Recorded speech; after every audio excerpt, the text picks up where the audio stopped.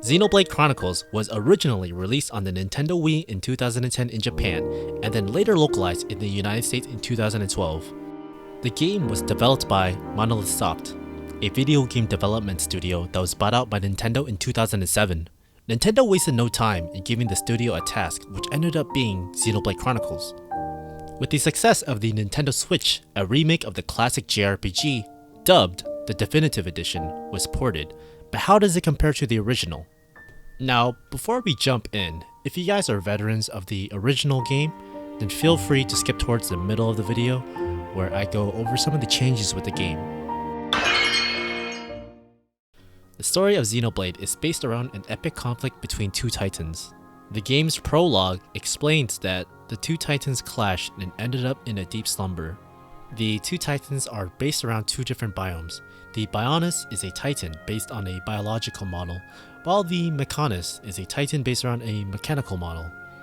Although both titans are inactive, the conflict between the inhabitants living on the two giants continue. The protagonist, Shulk, is a member of Colony 9 living on the Bionis. The colonists continue to be threatened by the Mechons ravaging the colony. With the help of the mysterious sword called the Monado, Shulk fights to protect the colony and his friends. Along the journey, he meets many different types of companions that aid him in his quest. This sets up for one of the most epic and thrilling stories in an RPG.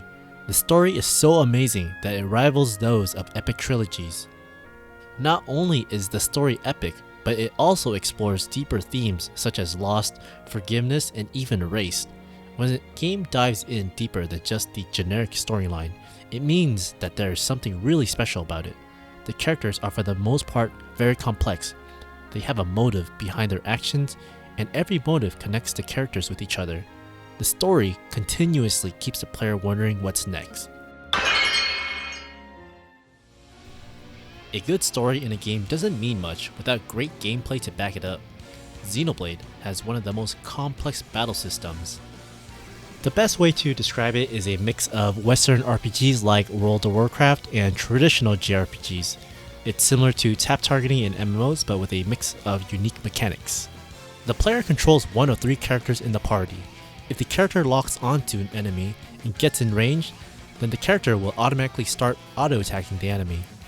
Mix this in with the arts, which are special skills that are unique to each character, and you have a recipe for a great combat system.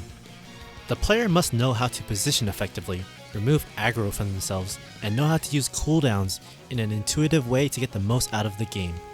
There's also a traditional looting system that you would expect from most JRPGs, and an extremely customizable equipment feature. Each character fits into the modern MMORPG archetype, such as a tank, support, and damage dealer. There's many characters to play and try out, as well as different party combinations to create a different experience.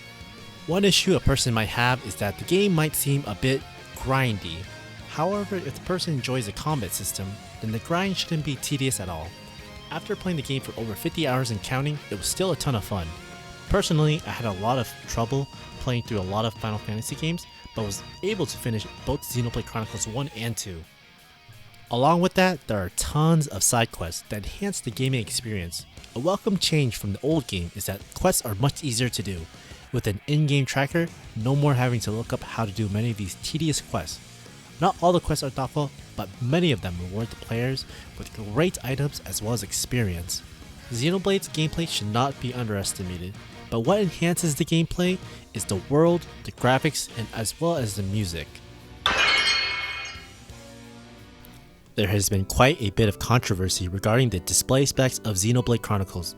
It doesn't run at a consistent 720p when it's docked, and is even worse on the handheld.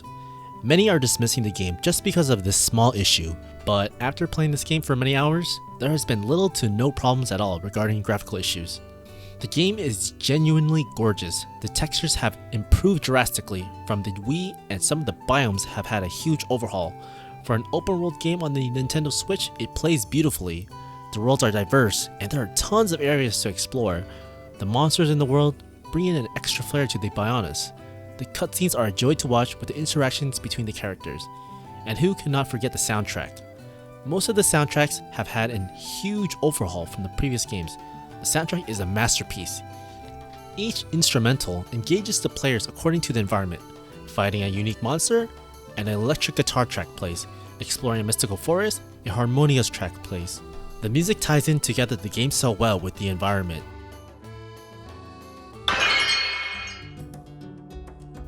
Besides the graphical overhaul, the definitive version added a ton of quality of life changes. The original game was plagued with difficult quests, hard to see textures, and a bunch of tedious tasks. The definitive version fixed a lot of these issues. The user interface was overhauled so it looks a lot more appealing, and alongside with making the game have a lot more clarity for the player.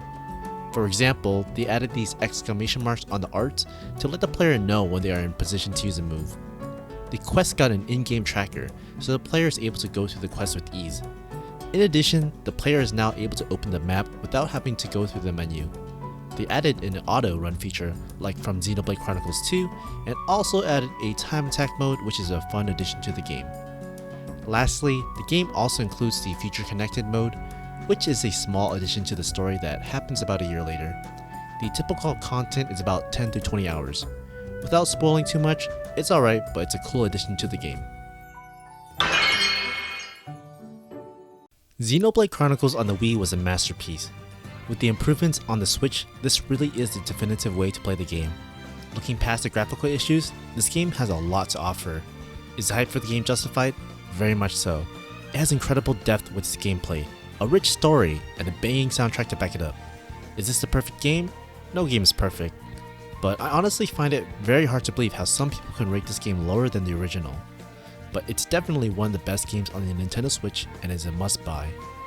If you guys enjoyed this video, please smash that like button, subscribe. I will be releasing a lot more Xenoblade content on my channel very soon, and I really appreciate each and every one of you guys for watching this video.